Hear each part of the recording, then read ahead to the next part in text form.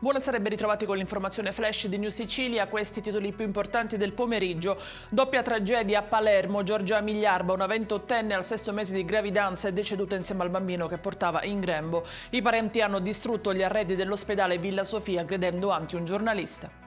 E ci spostiamo nel Trapanese, esattamente ad Alcamo, dove in queste ore è stata ritrovata una ragazza di 23 anni priva di vita all'interno di un appartamento. Potrebbe trattarsi della giovane Paola Cacciatore, di cui in queste ore era stato diramato un avviso di ricerca a seguito di scomparsa.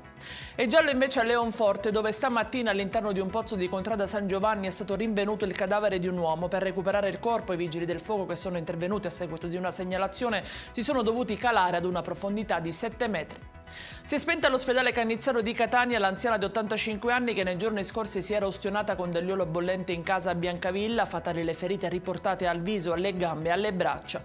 E in chiusura il meteo, anche per domani l'anticiclone di questi giorni farà sentire la sua presenza con temperature tipicamente estive. La protezione civile regionale ha infatti diramato un'allerta arancione per rischio incendi su tutte le province siciliane.